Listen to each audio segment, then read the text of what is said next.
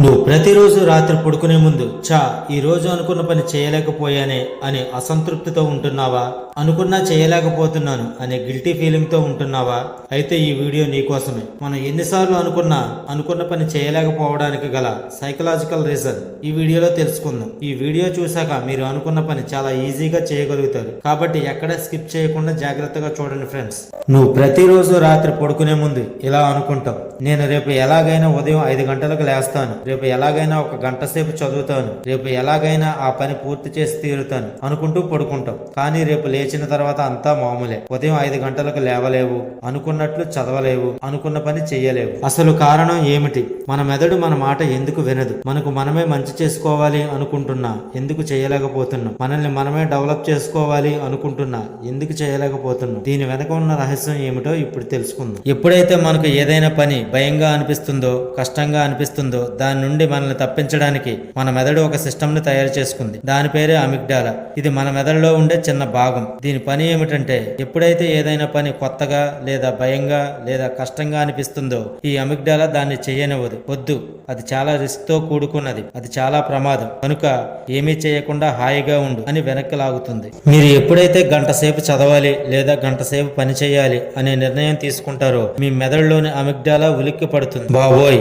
గంట సేపు కష్టపడాలా? అంత శక్తి ఖర్చు అవుతుందా? వద్దు వద్దు, హాయిగా పడుకో అంటుంది. మనం ఎంత పెద్ద లక్ష్యాలు పెట్టుకుంటామో మన మెదడు అంత గట్టిగా వెనక్కి లాగుతుంది. దీన్నే సైన్స్ లో హోమియోస్టాసిస్ అంటారు. అంటే ఉన్న చోటనే ఉండిపోవడం, మార్పును వ్యతిరేకించడం. ఉదాహరణకు జనవరి 1న జిమ్ లో ఉన్న వాళ్ళలో సగం మంది కూడా ఫిబ్రవరి 1న ఉండరు. కారణం వాళ్ళ బద్ధకం కాదు, వాళ్ళు తమ మెదడుతో పెట్టుకున్న యుద్ధం. వాళ్ళు తమ మెదడును ఒక్కసారిగా మార్చాలని చూశారు, కానీ మెదడు భయపడి వాళ్ళని ఓడించేసింది.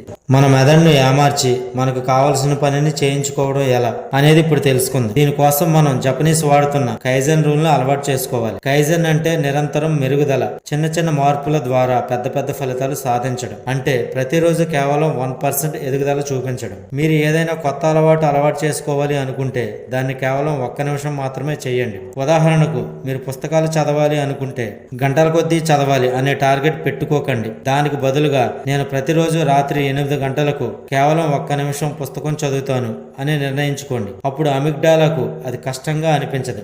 ఆహా, 1 నిమిషమే కదా, అది ఏమీ కష్టం కాదులే అని చదవడానికి ఆసక్తిని చూపుతుంది. అది మెల్లమెల్లగా 1 నిమిషం, 2 నిమిషాలు, తర్వాత 5 నిమిషాలు అవుతుంది. రోజులు గడిచే కొద్దీ ఆ నిమిషాలు గంటలుగా మారుతాయి.